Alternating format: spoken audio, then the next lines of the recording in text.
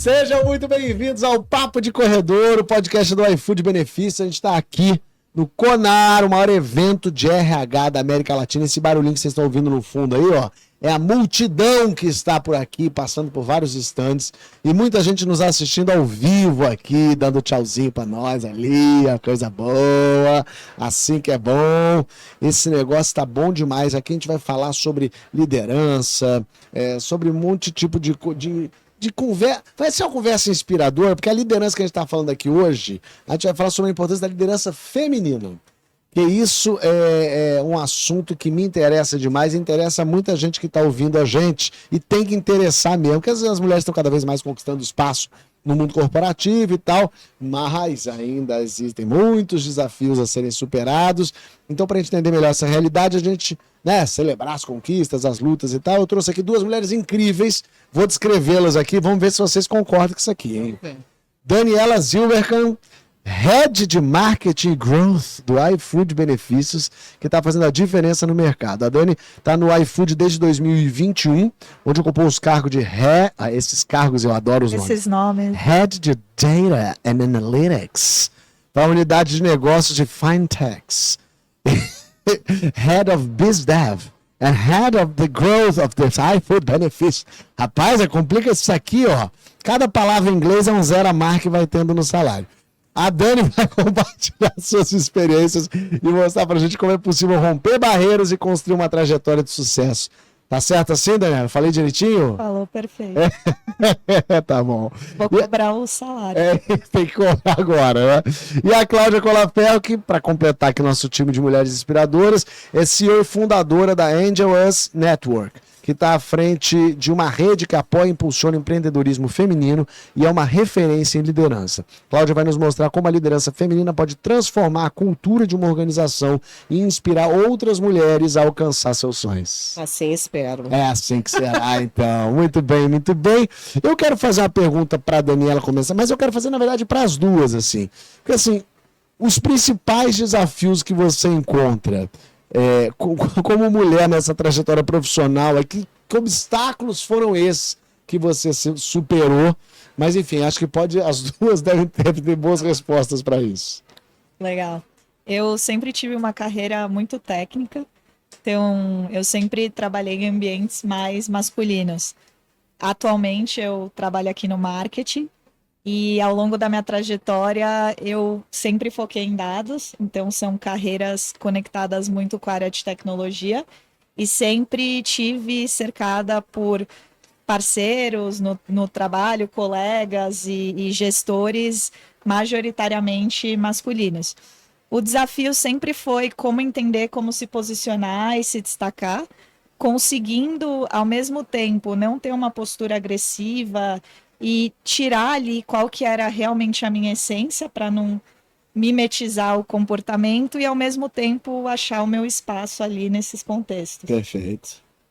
E aí? Bora lá. Bom, eu sou de uma geração anterior, né, Dani? Vamos dizer assim, na minha época faltavam exemplos femininos. Perfeito. Né? Ainda faltam, mas naquela época as mulheres que estavam nos negócios, elas eram mulheres masculinas, ou masculinizadas. Assim que elas tiveram que ser, né? Entraram no jogo, eu até entrei também, né? Também já fui nessa mescla, né, de jogo, mas tá bom. Vai. Então, assim, eu acho que o que para mim faltou foi muito exemplo. E eu acho que a gente está aqui para tentar mostrar, né? A gente vai falar um pouco da Angelas hoje. Somos 350 mulheres se levam, treinando outras e mostrando que é possível chegar onde a gente merece. Então, acho que isso faltou e ainda falta. Então, é um problema que a gente quer, na verdade, dizimar. Quer dizer, queremos ter muito mais mulher chegando onde a gente merece. É isso. Eu vi um show da Ellen DeGeneres agora e ela falando de liderança e de ser chefe, né? E ela estava falando, a gente não aprendeu com quem ser chefe, porque você vê no filme, o chefe homem, ele fala, você na minha sala agora. Ela falou, eu sou mulher, eu não posso fazer isso, não é assim. Ela falou, mulher tem que falar, ui, desculpe, com licença, será que agora não queria te interromper, não queria te atrapalhar, você podia ir na minha sala que a gente tinha que conversar uma coisa. E é muito doido isso, né? Porque realmente, mesmo assim, na cultura tava, ainda é claro, está, mas mudando, muito impregnado de homem é assim mesmo, homem é direto, homem fala, ele resolve. E se a mulher faz isso, fala, ih, lá vem ela. Hoje não acordou bem. Dormiu de calça jeans. Exatamente. Uma loucura isso. É um horror. Né? Mas você sente, você que falou, eu já vivi uma outra época lá atrás, mudou quanto? Pouco. Pouco? Achei que você ia falar que mudou muito. 5% de mulher na liderança. Uau. Lá em cima de CEO é muito pouco, você não acha? Porra, lógico. 5. A maioria da população é mulher? Sabe qual é o maior número do mundo de liderança feminina de CEO? 15. Sabe aonde? Nos países nórdicos. Isso é o número do ano passado. Que loucura. Então, assim, tem muito para mudar, tá? A gente tem trabalho à beça para fazer. E aqui no Brasil as coisas... É 5. 5. Caraca. E se fizer intersecção com raça, então, não vamos nem falar nisso. Isso é tão bom falar, quer dizer, é horrível falar isso, mas é bom pra gente entender. Quando você fala um número, você entende. É sobre fatos, Fábio. Nós não estamos fazendo de mimimi, não. É número, cara. É isso, né? É o que tá dado, né? É isso. E aí eu queria saber um pouquinho da sua experiência, como é que você observa que a liderança feminina impacta a cultura de uma organização, assim, as diferenças em relação a uma liderança masculina e o quanto isso também é visto como liderança é liderança, Cláudia. Agora você vai dizer que homem é de um jeito, mulher é do outro, você tá fazendo aí confusão. Então, outro dia me perguntaram isso numa outra palestra, e foi um homem que me perguntou, ele falou, poxa vida, mas então o que vocês vão trazer para que a gente vale a pena esse esforço? Porque é um esforço, né? Isso aí, tem que fazer um esforço, cara. Então eu falei para ele o seguinte, falei, bom, os desafios que estão aí, você tá dando certo na sua empresa? Tá facinho você fazer negócio? Ele falou, poxa, tá super difícil. Eu falei, se você continuar fazendo tudo do mesmo jeito, com a mesma equipe, com o mesmo tipo de liderança, você concorda comigo que vai ser muito difícil você conseguir saídas que não sejam, né, as que você já tem hoje? Então você precisa de inovação, você precisa de outro olhar, você precisa de pontos de vista, e isso você só faz trazendo diversidade. Vamos falar de diversidade de uma maneira mais ampla, mas principalmente 50% da população que somos nós mulheres, que é a maioria minorizada. Então a gente não representa uma participaçãozinha que a gente tem que ter lá, o percentual. Não, é 50% da população, aliás, a maioria daqui vende para a mulher. A mulher que decide, né, as compras e tudo mais. Então, assim, começa por achar soluções inovadoras, trazendo gente que tenha outro ponto de vista. Esse é o maior benefício de trazer diversidade para as empresas. Fedani, quer acrescentar alguma coisa dentro disso aí? Essa diferença homem e mulher na liderança? O que eu acho interessante, e complementando o que você trouxe antes, Fábio, a gente, em alguns momentos, a gente não vai estar bem no dia do trabalho. E a gente pode ser mais ríspidas e ser um pouco mais diretas. E quando a gente olha o contexto e o ambiente, as pessoas estranham, as pessoas... hoje a Dani não tá bem, hoje a Dani tá da pá virada. Não, gente, tá tudo bem. E complementando aqui o que a Cláudia trouxe, a gente tem um desafio de conscientização e também de união, eu vejo, entre as mulheres que estão conseguindo crescer e desenvolver dentro das empresas, trocarem entre si e criarem as referências.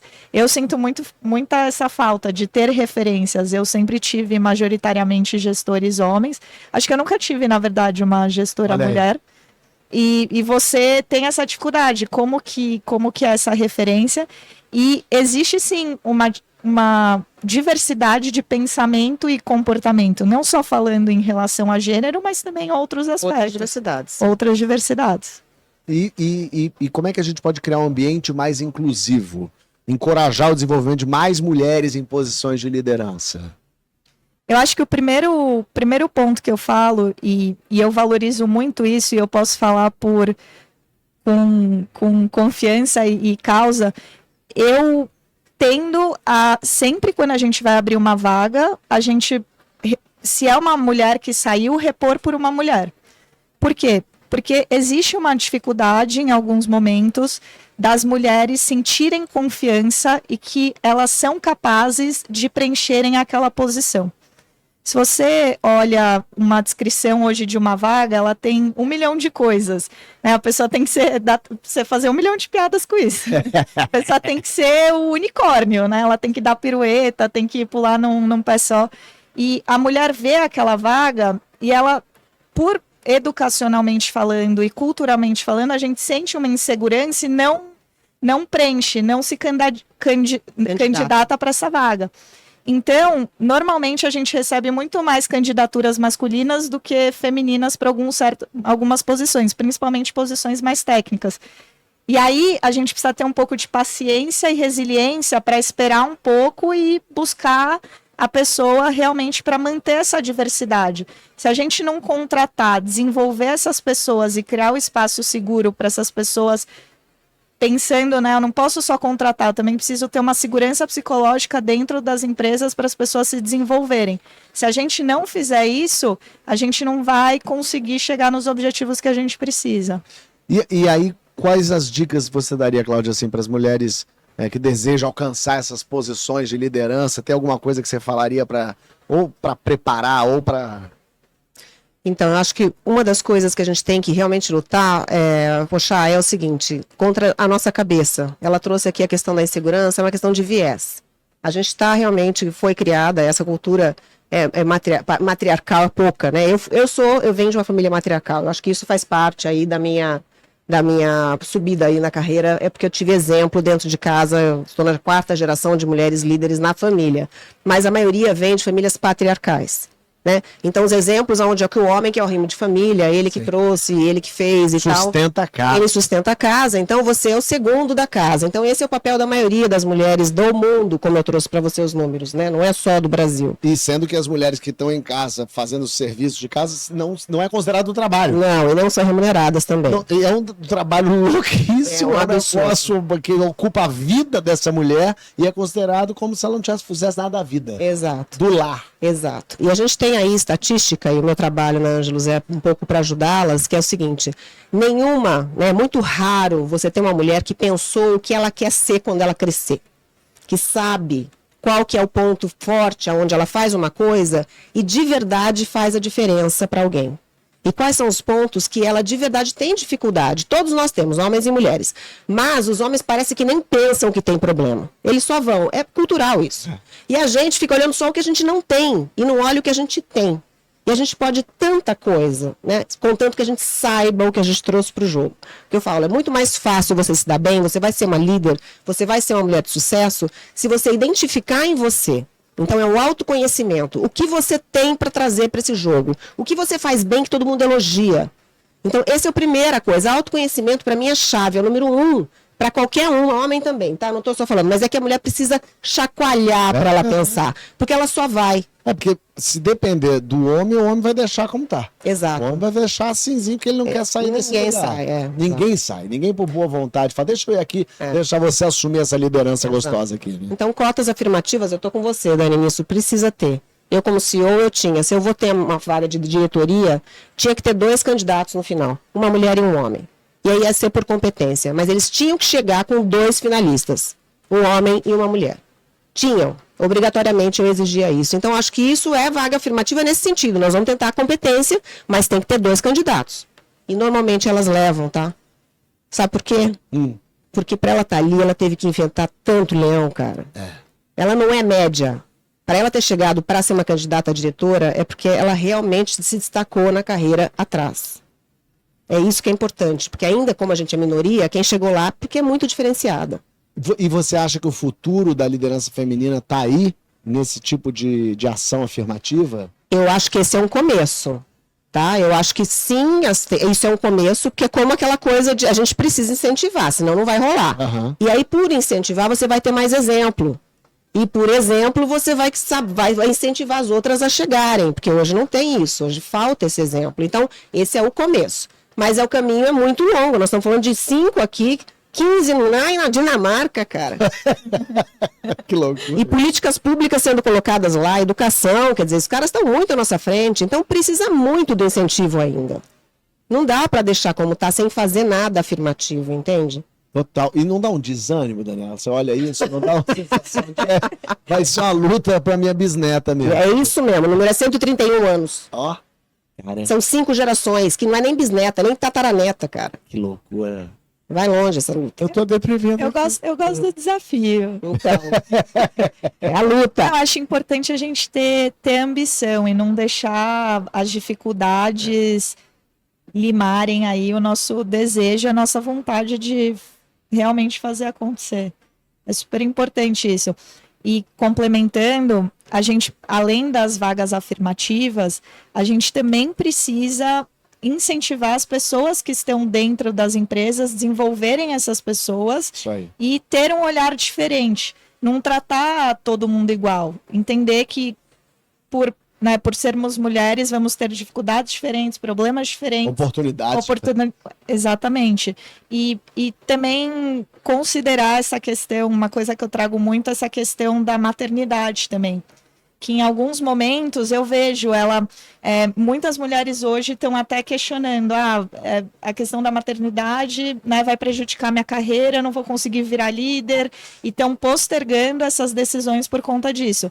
Então, ter também esse apoio para quando a pessoa, desde o início da gravidez, em que vai ter ali dificuldades, que ela vai estar cansada, que ela vai estar com uma produtividade, né, diferente do que ela estava antes, entender, saber apoiar, e também depois, quando a pessoa volta, recolocar ela e continuar a trajetória, a trilha dessa mulher. Eu vi um dado interessante, agora não me lembro qual país nórdico desse, é Finlândia, o que é, mas que para tentar solucionar essa questão da maternidade, a licença maternidade é simultânea com a paternidade. Então a mulher tem filho, ela e o marido obrigatoriamente tem que ficar 6 meses. E que isso equiparou imediatamente as questões salariais e os problemas, porque você tem esse lugar que a mulher saiu, o cara fica lá, ele toma o lugar dela, ele faz e tal. Então quando você bota o homem e a mulher, primeiro que é bom pro filho, é bom pra família, sim, é bom pro casal, porque daí a mãe não fica sozinha tomando conta da criança, você bota os dois ali fazendo a função que pai e mãe deveriam fazer. E profissionalmente funciona para os dois. Eu achei isso muito interessante. Ele mas eu ainda sou da política de sair os dois, sim, 6 meses, mas ela tem que sair os primeiros 6, porque fisiologicamente não adianta. Né? O leite vem dela, é ela que sofreu um parto, né? Eventualmente fez uma cesárea, os hormônios vão para o céu, sou mãe de 2, então estou falando com conhecimento de causa. Propriedade. Não adianta, 6 meses não é substituível, então se ele está em casa, às vezes não é a melhor solução. Eu acho que... Bom, mas a ideia é minha, tá? É só da minha cabeça, da minha parte. Atenção, Finlândia! Que os próximos 6 meses a gente volta e ele fica. Porque daí não é só a criança que ele tem que administrar, cara. Ele tem que administrar a casa toda. Gostei. Porque não é só a criança, é sobre administrar a casa. A gente precisa deixar o cara tomar conta da casa. Verdade. Então é só deixando ele sozinho. Se tiver com a gente, vai sobrar pra gente 2, a criança e ele. Então tem que ser, não concomitantemente, tem que ser depois. A minha opinião seria essa, a melhor solução. Gostei disso, achei ótimo. 6, depois outros 6. Exato. É pra criança. Seria maravilhoso 1 ano, ele tem os pais, cara. É muito bom. Só vai pra creche depois do 1º ano. Totalmente, totalmente. E o maior desafio que a gente vê hoje, que vocês veem hoje, para as mulheres que desejam liderar no Brasil é vencer essa barreira. É isso. Não adianta, não há outra coisa. Quer falar primeiro? Posso complementar aqui.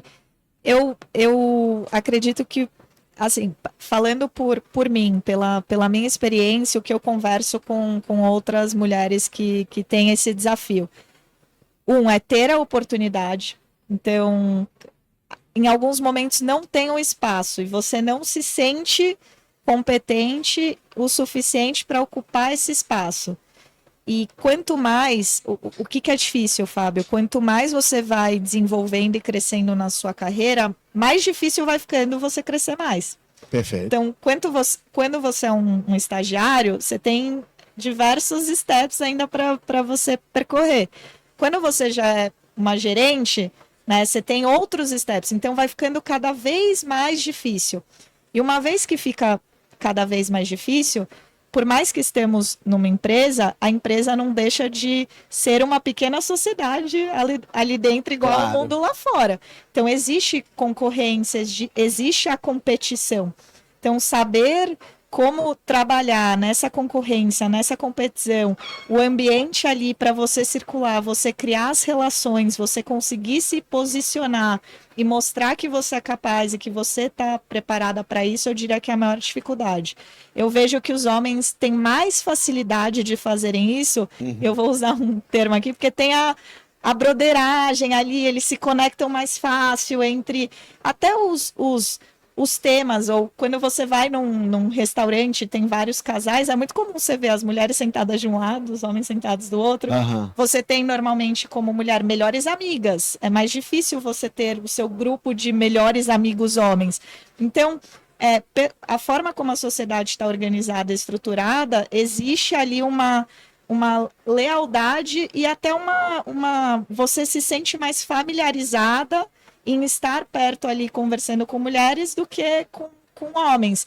Então, você romper essa barreira e conseguir entrar ali na panelinha, às vezes é difícil. Sei.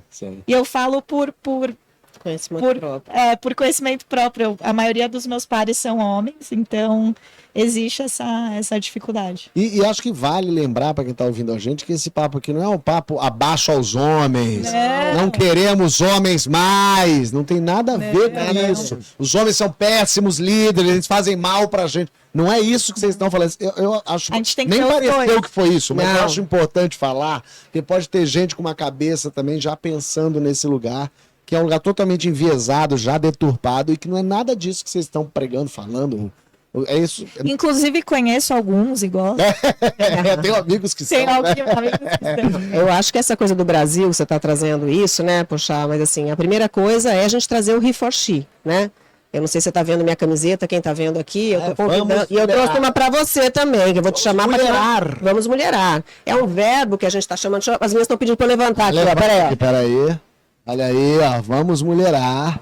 Pessoal vendo aqui na nossa cabine, estamos nesse aquário no meio da Conar, maior evento de RH da América Latina. E a gente está convidando os homens para mulherar, na verdade, né? Porque se não for uma ação que eles vão decidir ter mais inclusão, né? Por isso que a gente se chama uma equity tech, porque a gente acha que trazendo mulheres para os negócios, a gente vai impactar o valor da empresa. Porque se não for sobre negócio, se não for sobre realmente adicionar, né, negócios, inovação...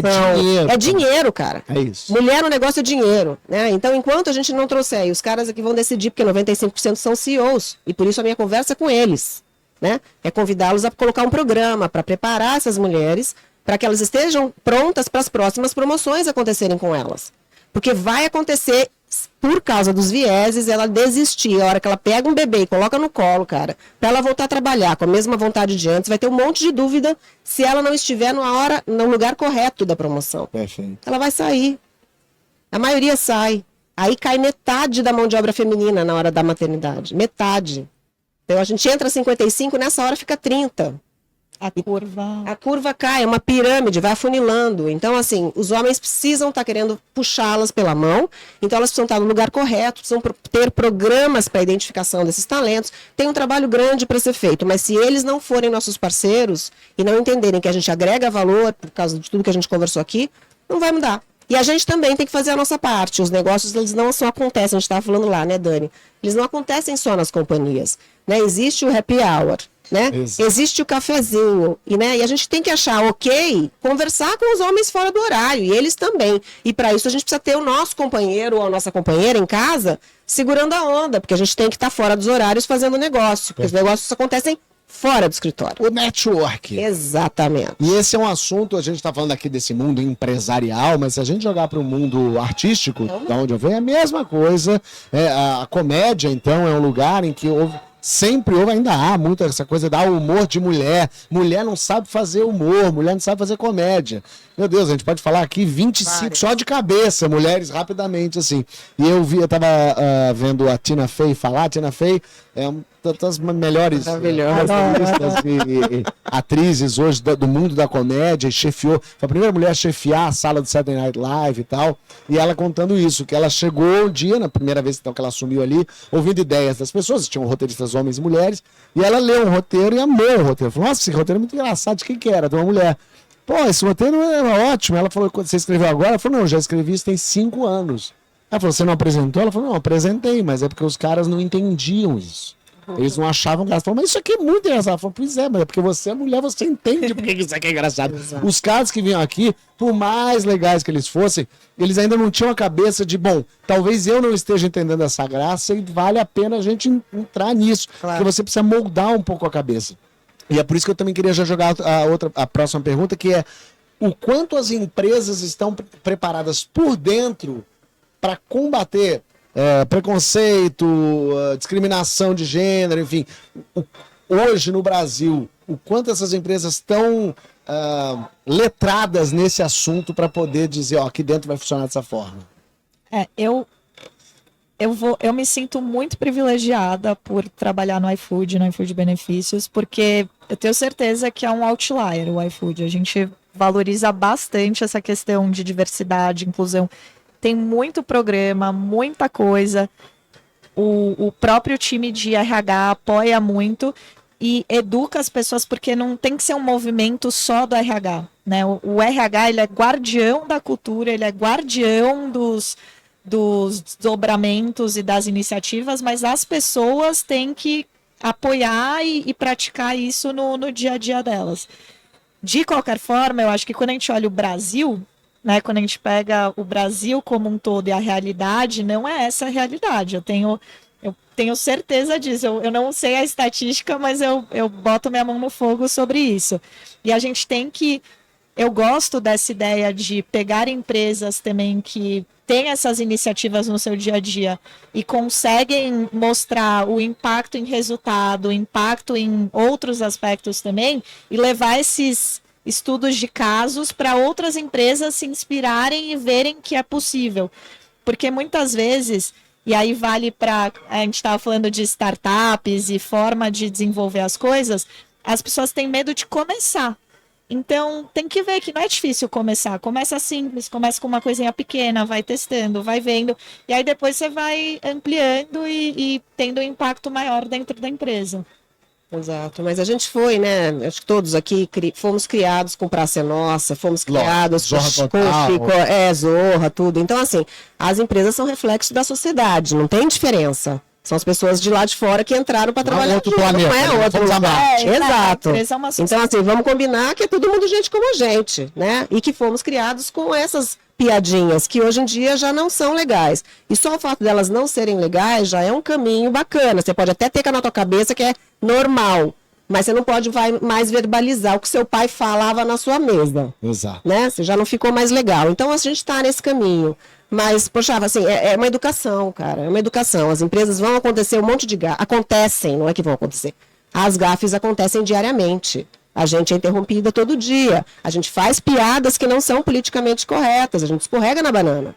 Então, a gente tem que começar a ser, obviamente, olhar e falar com cuidado, porque eu acho que não tem que só dar chicotada. Tá todo mundo aqui possivelmente escorregando. Em algum momento escorregou ou vai escorregar. E isso a gente tem que perdoar e falar, cara, não é mais legal, entendeu? E não com agressividade. Então a gente vai corrigindo, né? Porque ninguém tá pronto. Essa é a minha realidade. Eu vivo isso o tempo inteiro. A partir do momento que eu decidi sair do mundo organizacional e abrir a minha para tentar ajudar as empresas, né? Então, é o tempo inteiro, mulher e homem, tá? O viés está na nossa cabeça e neles também. Então, do mundo, é cultural, cara. Eu fui criado assim também. É isso. Eu fui criado para poder ser... Eu lembro um dia até conversando, aí não era questão de gênero, mas era de raça. Eu tava conversando com o Emicida, e aí o Emicida perguntou, mas você achou isso normal, isso que você fez? Você viajou para não sei onde? Eu falei, claro que eu achei, porque eu fui criado. O mundo foi feito para mim. Eu sou um homem branco, hétero, cis, classe alta. O mundo é para eu dar certo. É isso. Não é para você dar certo. É. O mundo está coordenado e ajustadinho para isso. Por isso também que é tão importante que os homens discutam isso. Claro que a gente está aqui conversando com duas mulheres e é importante, lógico. Você está aqui representando. Estou aqui representando, mas é importante que os homens falem sobre isso. E que não falem só da boca para fora. Que não falem só falando, é importante ter mulher, é importante ter negro. Não. É importante. E aquilo que você tocou, que eu acho que é muito importante, que é dar mais dinheiro, ter mais mulher. Dar mais, porque é só assim que você muda. Exato. Dá mais dinheiro, ter mais diversidade. Dá mais dinheiro para a empresa. E quando você fala que dá mais dinheiro, aí abre o olhar de todo mundo. A estatística o número é 15, a média de liderança, não de C-level, que eu falei CEO. Só para vocês terem mais um númerozinho aí para a gente falar de dinheiro. A McKinsey fez uma pesquisa, a gente é 15% na liderança, mulheres no Brasil. Né? E a meta do Pacto da ONU, né, é 30 a 2030, quer dizer, dobrar. O iFood tem essa. Ele é signatário, né? Sim. Então, Mas a média brasileira teria que dobrar até 2030. Isso não vai acontecer. A gente nem tem 24 milhões de mulheres preparadas para ir para a liderança. Não dá. Isso não vai ser inviável. Eu acho. Desculpa a minha realidade. Acho que não vai rolar. Mas se isso rolasse, dobraria o nosso PIB. Porque o consumo da mulher é injetado diretamente na economia. Na casa. Então ela bota para rolar a economia. Então, assim, a gente pode dobrar o PIB do Brasil, cara. É dinheiro mesmo, é sobre grana. Isso. ESG, é sobre grana. Essa é uma frase de uma amiga minha, Irlana. Vou dar o crédito para ela, mas é maravilhoso. É sobre grana, ESG. É sobre grana. Olha, eu adorei esse nosso papo de corredor de hoje. Excelente. Obrigado pela participação de vocês. Vamos melhorar, tá? Vamos mulherar. Ai, poxa. Não, vai tirar fotinho com a camiseta.